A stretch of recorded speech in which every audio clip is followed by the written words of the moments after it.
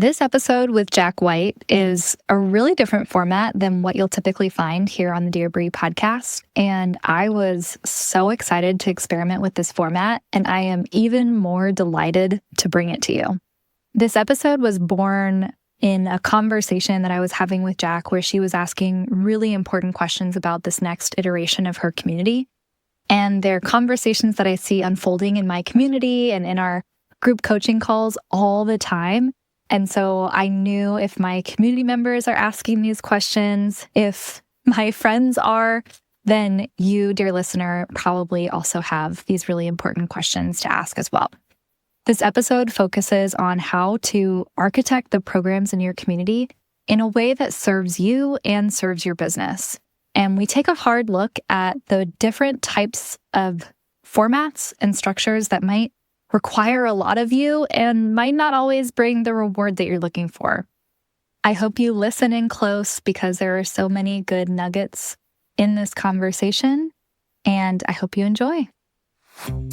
Welcome to Dear Bree, an advice column for community conundrums, fiascos, and drama. This season of Dear Bree is sponsored by our friends over at Heartbeat. Heartbeat is an all-in-one community platform, and it's the one I chose to host my own community. Your members can finally have events, conversation, content, and even courses in one distraction-free, intimate, customized home. I chose Heartbeat for 3 reasons. First, Heartbeat is unparalleled in their events management features. Events are a core part of my community architecture, and their features make my life so much easier. Second is segmentation. It's super easy to break my community into smaller, more niche subgroups and create a more customized experience for that group in Heartbeat. And finally, their courses. Being able to host my educational materials and learning journey in a community-first platform makes my community that much more valuable and retention that much stickier. I'm an affiliate with Heartbeat, which means when you sign up through my link in the show notes, I get paid a small amount at no extra charge to you. Thank you for supporting my work in that way. And finally, I usually record this podcast from Hawaii Island, so a special thank you to the Kanaka Maoli people on whose land I currently reside. Our guest today helps women sell with confidence and build scalable sales systems. She is the host of Girls Make Bank podcast, which I 10 out of 10 recommend, by the way. And she is the founder of Honeybees Group. Welcome to the podcast, Jack White. Thank you so much for being here. Bree, thank you so much for having me come. I'm really excited to spend some time with you and gain all of your wisdom on community. I'm so thrilled for this episode. And for those of you who don't know, which you probably don't know this, but Jack and I connected through the internet like people do these days. And it wasn't until we were on a call recently that this idea for this episode popped up. And it's going to be a little different than what we normally do and what you might normally hear in our podcast episodes. And how it evolved was I kept hearing people rave about Jack's sales circle. And so I was like, we were on a connection call. We came to the call and we were like, how are we? Like, what are we talking about? What's going on today? Totally. But it totally was perfect because it went right where it needed to go. I was like, so tell me about this sales circle thing. And you were like, it's so awesome. I love it. I don't know what to do next. And I was like, oh, fabulous. I love this for you. This is exactly right. So I have prepared a letter today, and I'm going to invite Jack's insights based on your own experience. But then we're going to treat this episode a little bit more like a live coaching call, and you and our dear letter writer being in the same boat. So that's how we're going to posture it. And without further ado, I will read our letter. Dear Bree, I recently wrapped up the first test of my community idea. And honestly, it went better than I expected. People bought it. They showed up. I proved to myself that there's an interest and there's real value here. But now that the initial, will anyone actually buy this, phase is over, I'm realizing that was just the first mountain. Through the test, I learned so much. There are certain experiences and structures that really worked for me and my members, things I definitely want to keep, like hot seat and live trainings. But there were also pieces that didn't feel aligned or sustainable, even if they technically worked from the outside, like mastermind calls, or it turns out people wanted more direct guidance from me. And then there are new ideas emerging that I didn't even consider at the beginning, like boot camps or even doing a virtual conference or a summit. And now I'm simultaneously overwhelmed by the list of things I want to execute on, but also not sure the correct order. I have more information about what works and what doesn't than I did before, but the core strategy still feels fuzzy to me. How do I take my insights from my test and distill them into a clear vision and strategy for the next phase? How do I evolve this community without overcomplicating or losing the magic that made it resonate in the first place? And what questions should I be asking myself now that I'm out of the sell mode and into how do I build something truly sustainable and scalable mode? It feels like I'm in this weird in-between space, not at the beginning anymore, but not fully built either. I'd love some guidance on how to approach this next iteration with clarity instead of just throwing spaghetti at the wall. Thanks for reading A Community Creator at the Crossroads. Dear Crossroads, I'm so glad you're here and that you're here with our friend Jack White. So Jack, tell me what resonates in this letter for you? As you were reading that, so much resonates because I am definitely at a crossroads in my business. So I am a sales coach for women service providers and small business owners. For the last 6 years that I've had Honeybees Group, always worked with VC-backed startups to help them build sales and business development in their own companies, and have recently pivoted to work with women entrepreneurs, women service providers. And I love that work. It's super meaningful. In February, I launched Honeybees Group as a membership community with a beta group of 7 women. And it is so much fun. They're getting so much value. And I resonate with your letter writer because now I'm like, okay, I've proven concept. Everybody's getting a lot of value. I'm loving it.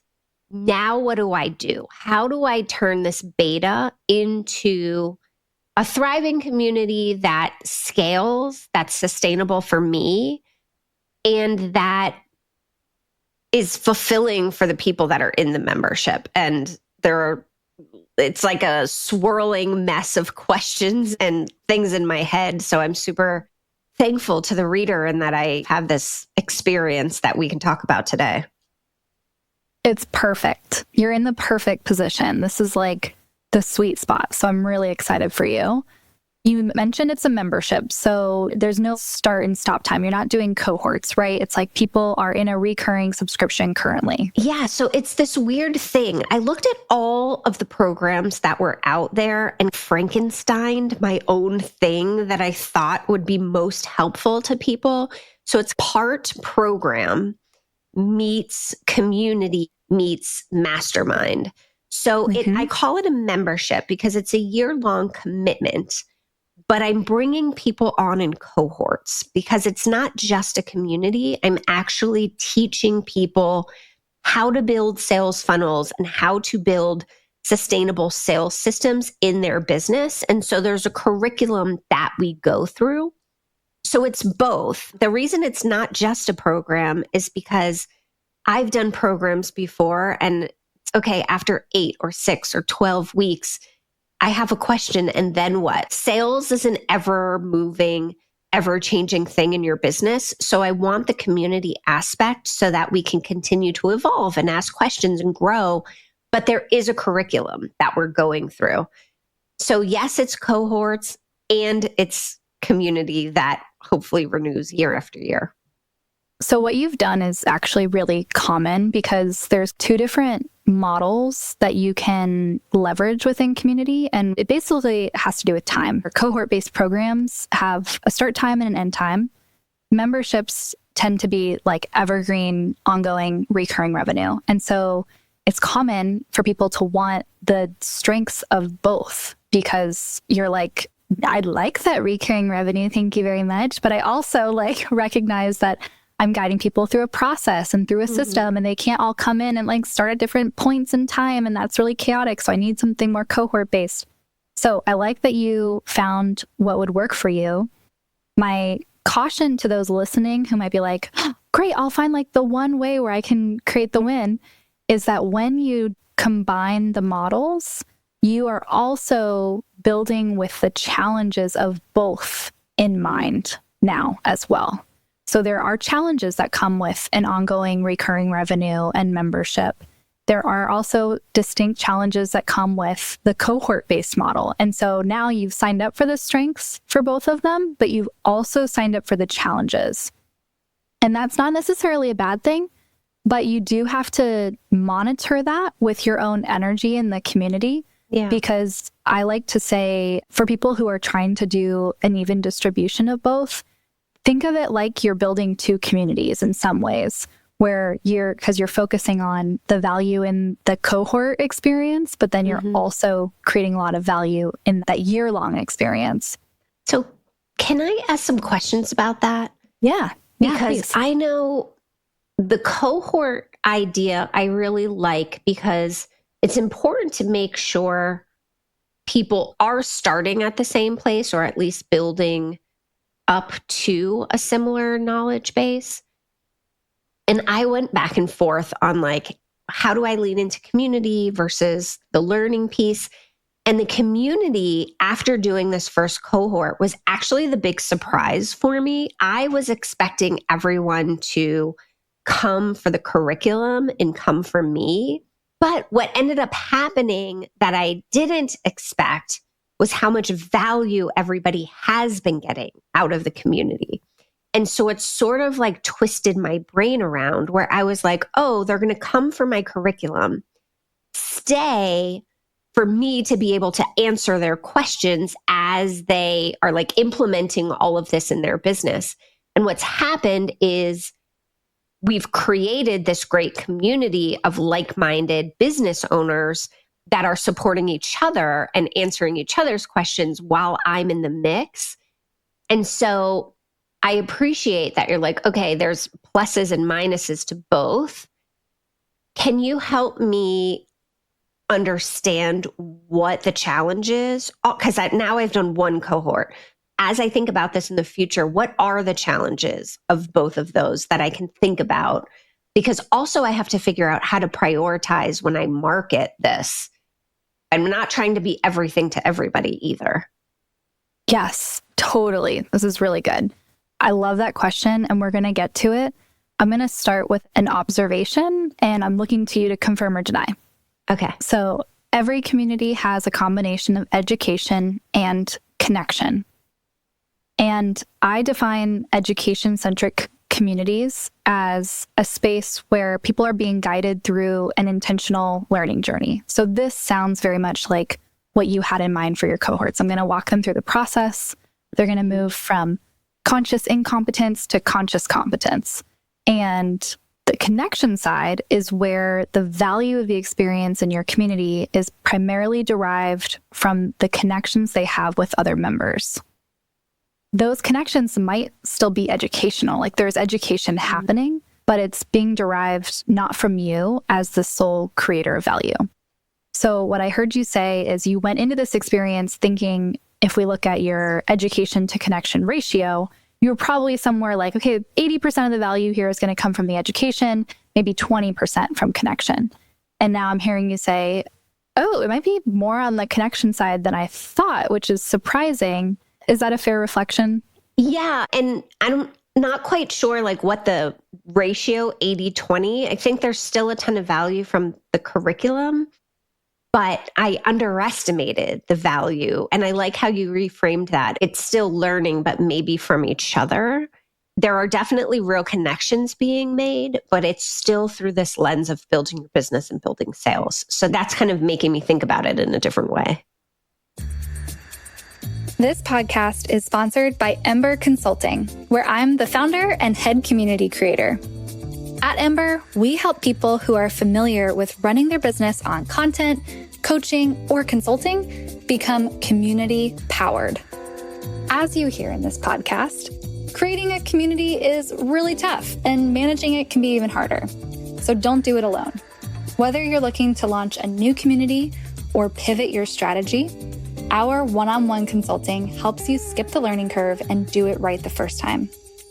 And when you're ready to belong to a space just for community creators learning, testing, and growing their communities together, check out the Ember community.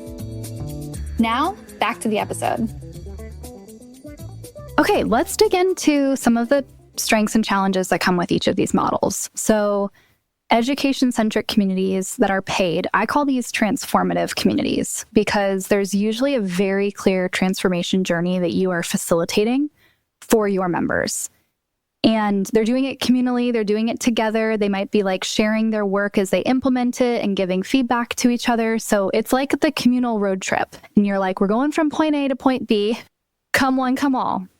Connection-centric communities, on the other hand, I call networking communities. And this is where the main value is coming from the design of the environment. And the environment is designed to prompt your members to connect in ways that are meaningful for each other. And again, every community has a combination of these, but generally, if you can identify which side of the equation you're on, it will give you more clarity around how to market your community. And it will also guide your programs and keep you focused without overextending yourself. So even though you've chosen like a year-long model, I would put your community in the transformative community space. And there's a couple really distinct strengths to this type of community. One is they're easier to market. That transformation journey is so key because you have such a clear vision of we're going from point A to point B. I'm your guide. Let's trust the process and we're going to go together. These communities have a really clear call to action. There's a really clear journey already intended. When communities are connection-centric, connection in and of itself is not an outcome. It's a vessel to another outcome. So you just have to do a little bit more work to understand like what's actually happening here and what's the byproduct of all of the connection. So you've got that working to your strengths. The other strength of the transformative communities, because there's such a clear, tangible transformation that we are articulating, these are the types of communities that are the most apt to follow you into whatever type of technology you want to host the community in. So this is where all-in-one community platforms like Circle and Heartbeat and School, this is the type of community that they all targeted when they first launched, because they were like, it's like saying, hey, we're going from point A to point B. This is the road trip vehicle. If you want to go to point B, you got to get in. And they're like, well, I don't really like creating a new login, but like I really want to go to Portland. So I guess I got to get in the car. Did you have anything to add to that? No, I was just agreeing. Great. Okay. So this is really nice because it gives you a lot more flexibility to leverage the technology that is going to support you the most. The technology, of course, is designed to be a good experience for your members. But if there's a little bit of friction or a little bit of challenge, they're willing to overcome that and they'll still participate, especially because, again, keep in mind the transformation piece is super key. The challenge with transformative communities, and especially when they are cohort-based and there's a start time and an end time and there's a window of opportunity where people can sign up, is you really have to have the marketing engine in place to sustain those ongoing cohorts. So for some people, the evergreen membership, if they do it in that format, they're going to forget to market their community. They're never going to market it. And so having something that's more cohort-based can be helpful because when you've got that window 2 weeks leading up to your new cohort, that is your go time. That is when you are selling your program. That is when you are bringing new people on. For some people, that's really energizing. For other people, that's super heavy. And they're like, and you go to launch your second cohort or your third cohort and you're like, well, shit, I'm tired because I just ran the last cohort. So it takes more energy to structure it that way. I think the onboarding experience is so much stronger when you are able to onboard people in cohorts, but do not underestimate the amount of effort that is required to essentially relaunch your community with each cohort.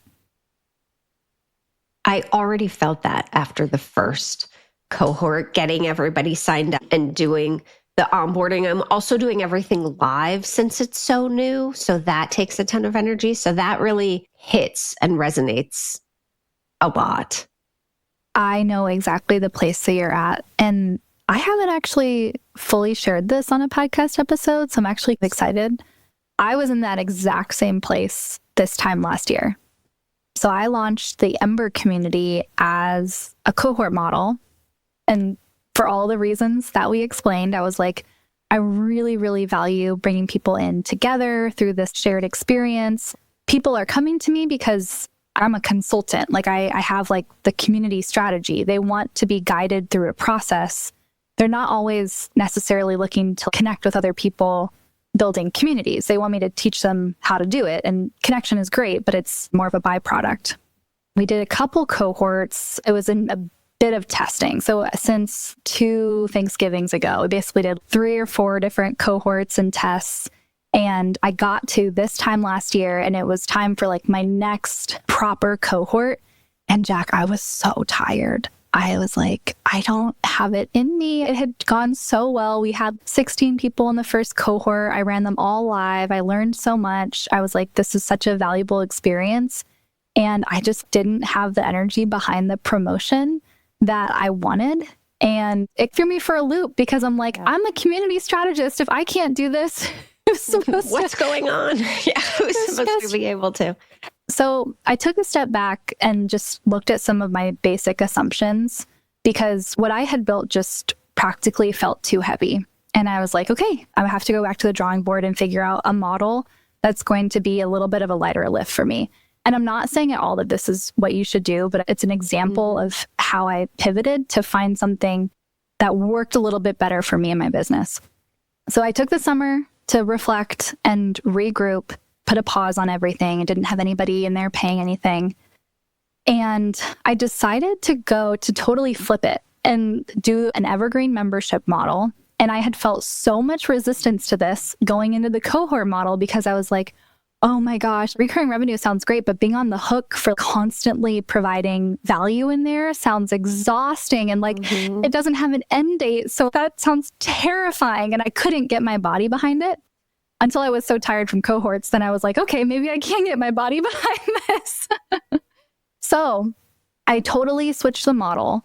We went with a very condensed container for the membership, the minimum that we would need to have happening in order for people to find it valuable. So I said, basically what I thought of when I was like, what's my like dream community space? I was like, I want it to be my community playground. I want this to be the place where I am testing and iterating and putting all these ideas that I come up with into practice.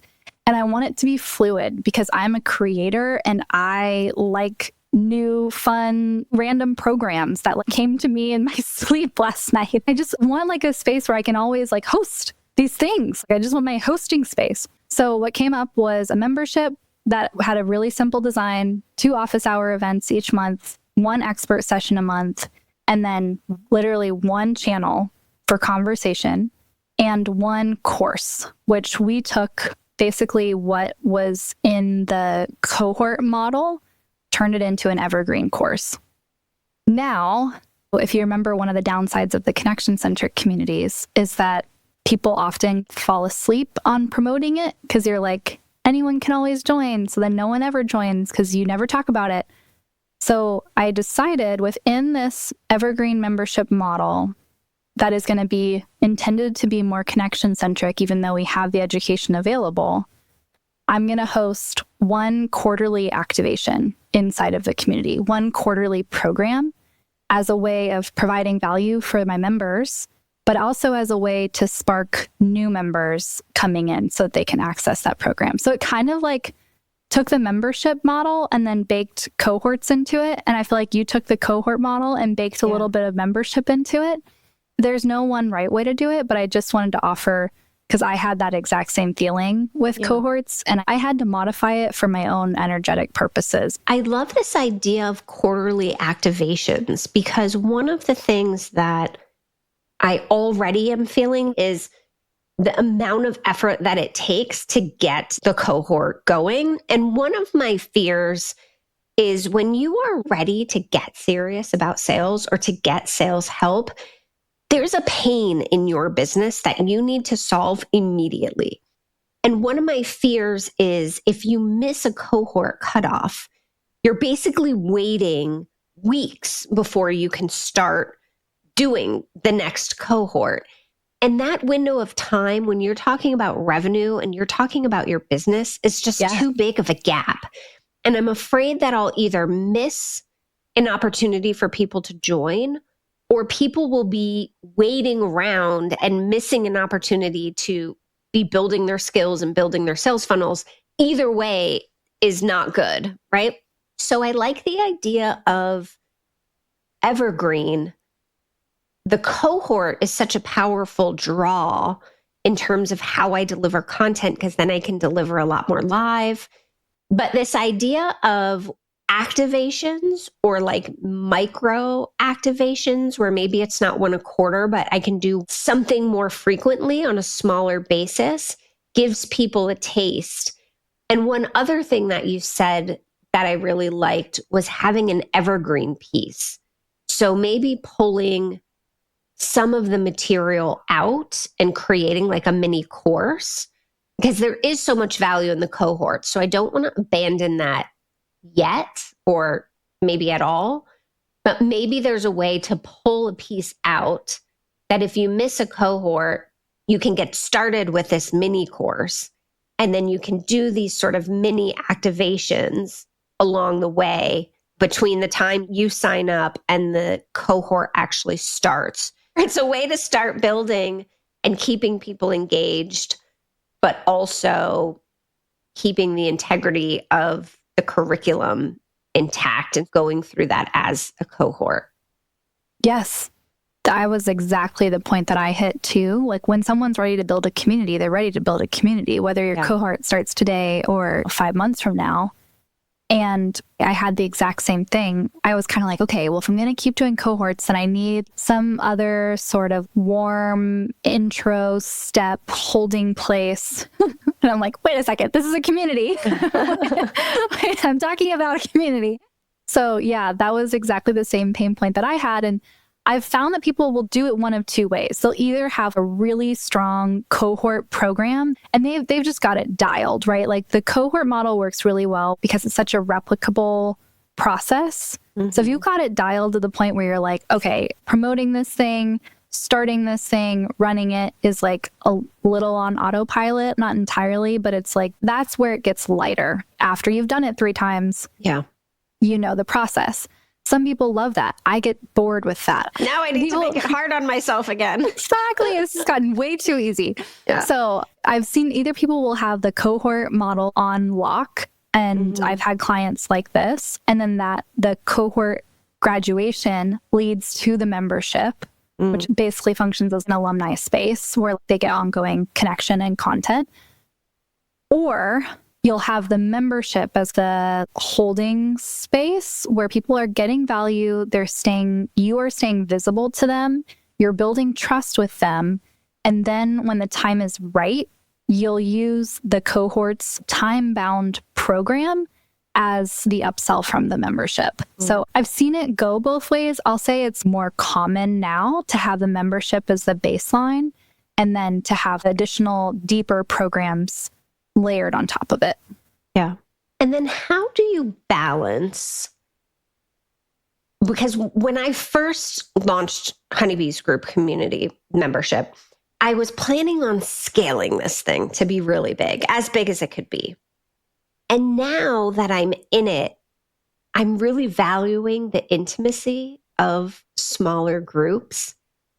And so how do you balance the intimacy with needing to scale to a certain extent to make money? And I've been a part of communities that I've joined early and I've seen them scale. Some of them are really able to keep the essence of why I joined, and it's really good. And then others, I've fallen away because the magic that happened in the beginning and the middle tends to fall away as they reach some tipping point in membership. And so I'm still like itty bitty baby membership.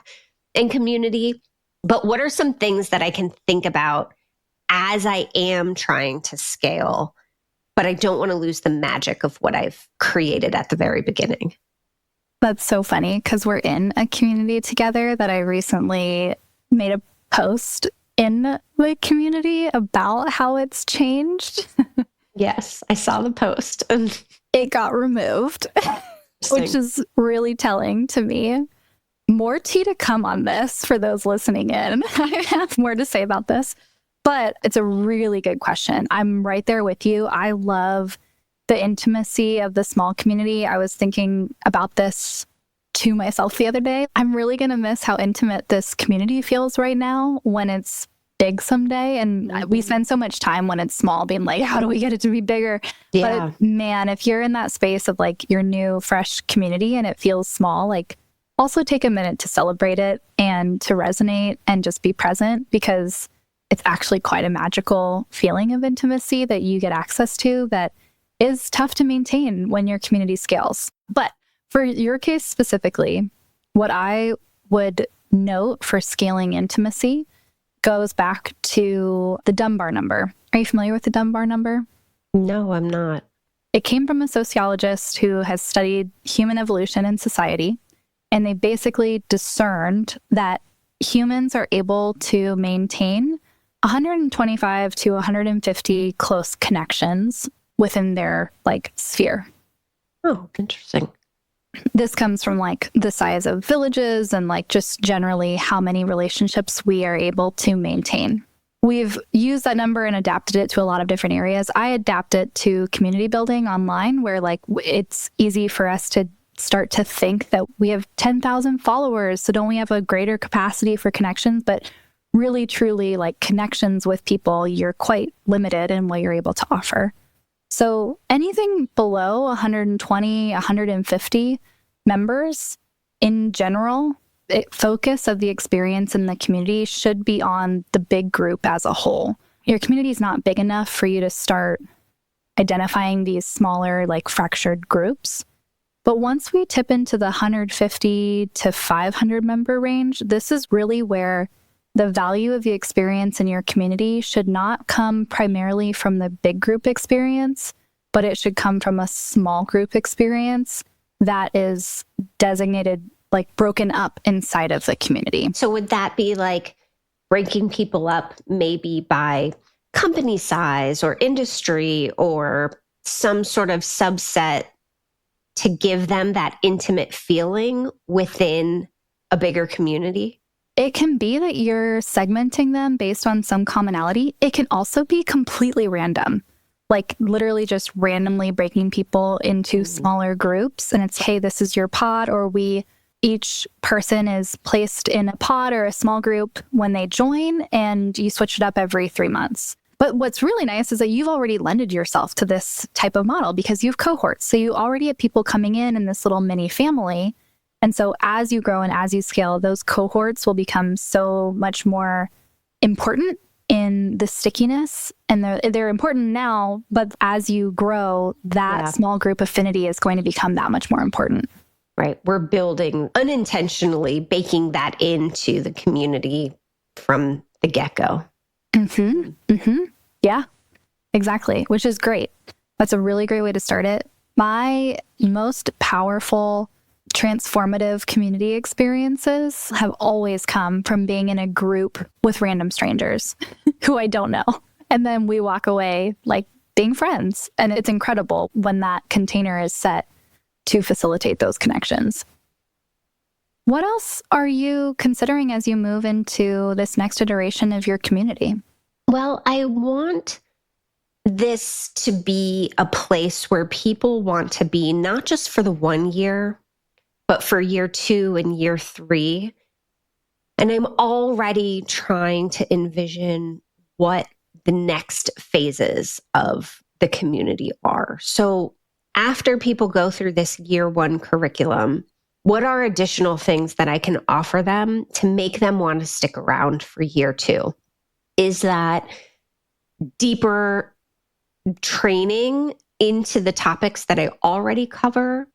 is that sort of smaller mastermindy types of groups that we talked about. Are there conferences or seminars? I'm now 4 months into this first cohort. So if I want them to stick around in 8 months, I need to start telling them in about 7 months what's coming next. And so that's really also on my mind, not only bringing new people on, but I do want this to be a place where people are sticking around past the 1 year mark. That's what's going to make it a membership and a community and not a program. Yes. And now you have a little bit of juggling to do because you do have this group that has graduated your program. So they're on a different level than people just coming in to the baseline membership. So the only right answer to this, what will provide value for those folks, is I don't know. But a couple ways we can find out. I definitely recommend in the next month interviewing each of your members as a check-in on how they're doing in the process and what obstacles are on the horizon for them. There's a really good book I mentioned on another episode called The Mom Test that talks about how to interview your members or your customers in a completely unbiased way so that even if you were interviewing your mom couldn't even lie to you. Because you ask your members, would you be interested in continuing this work and doing a membership together? And they're all going to be like, yeah, Jack, we love you. Of course we would. But they're not going to tell you the actual behavior. And there's a difference between what we expect will happen in the future. They're like, yeah, I'm about to make so much money from this sales circle. So yeah, of course I'm going to have money for your membership. And then it ends up being different. So there's an artful way to interview your members to understand what are the challenges coming next for them. And how can your community be a part of solving that recurring problem? I like to say the product solution to your problem is here is a product or a service that helps solve this problem. The community approach is here's a group of people who are all interested in gathering and working through this problem together. And if the problem is recurring, so is the community. And sales is very much a recurring problem. So I think you're posited super well in this. What they might actually want out of it, whether it's a mastermind or whether it's education, it might just be that they trust you to set the container and you keep it pretty loose and you say, hey, here's the membership. It's this like baseline fee. There's a mix of activities that will drive you towards connection with other members. And then occasionally we have seasonal programs to like, whether it's, and this is what I do in my community. If I'm like, if everybody's really lagging, we're going to do a summer boot camp. Like it's time to kick our butts into gear. But it's very member driven then too. Yeah. When you define it well enough that people know what it is, but broad enough that there's a lot of space to play and adapt to what your members need. That's my sweet spot for the community. Like I find a lot of fun and I get a lot of energy from that. Some people need a little bit more structure, which is also totally fine. I like that because then I can react. I like how you said people needed a summer boot camp because everybody was lagging.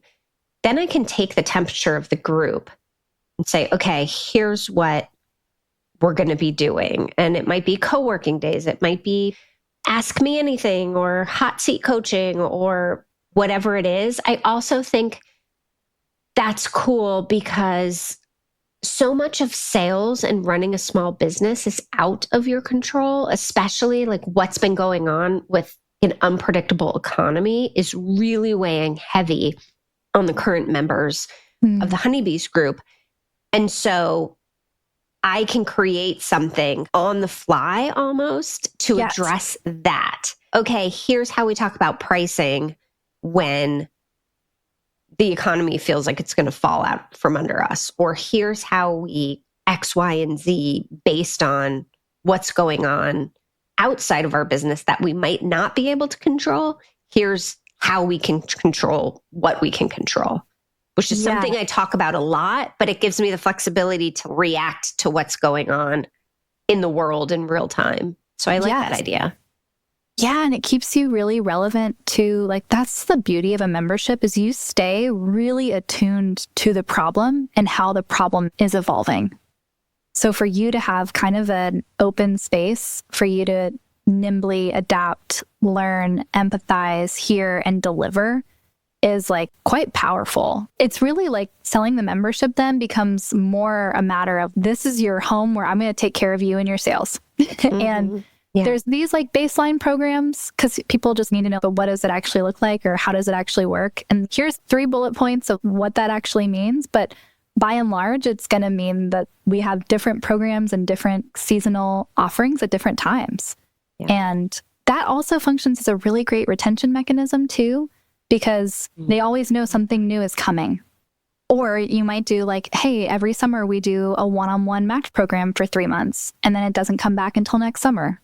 So I used to be way more like, everybody has to know exactly what to expect, and we have to be super transparent. And I had probably my motif was like 80% structure, 20% fluidity and play.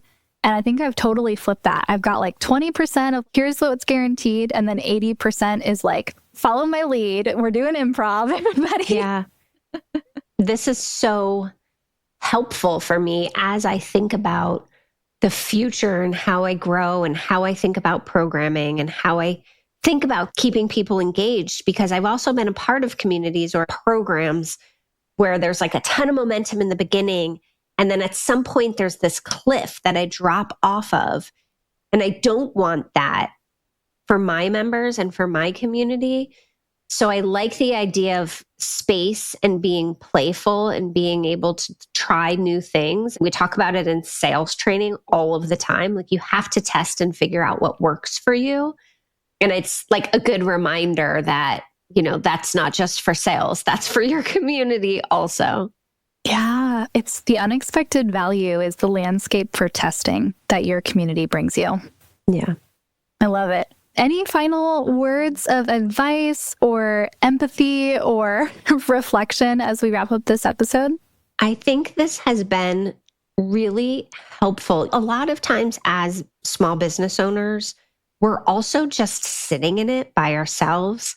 And it's so valuable to spend time with someone like you talking about these things that have been swirling in my head for the past few months. And so I just appreciate the opportunity to come and share a little bit about what's going on in my community and in my membership and getting your perspective, both from the experience that you have building your community, but also what you help your clients figure out. So thank you so much. Yeah, I was so delighted to talk through this with you today because it's a really common one. And the struggle between these two models and to flip them or keep them right side up, like this is an ongoing conversation in my community. And if I can offer any final advice, it's just get started. What you did, Jack, just getting started is the best thing that you can do because now you're in this position. If you had told your earlier self, well, you're going to do it and then it's going to be great, but these are going to be the issues, like you weren't supposed to solve this problem earlier. You're only equipped to solve it now. So don't be afraid of the analysis paralysis or perfection paralysis. If I don't get the right model the first time, it'll never succeed. You'll learn exactly what you need to learn by the nature of starting. So get started and iterate as you go. Well, Jack, thank you so much for joining me on this episode and for the important work that you're doing, supporting women and helping us all get a little bit better about asking for and designing for the value that we provide to the world. So thank you. Thank you, Brie. Thank you so, so much. Thank you so much for sharing some space with me on this episode. Please like and review wherever you find your podcasts. To submit your own community conundrum, fiasco, or other drama, go to the link in the show notes. Aloha and catch you next time.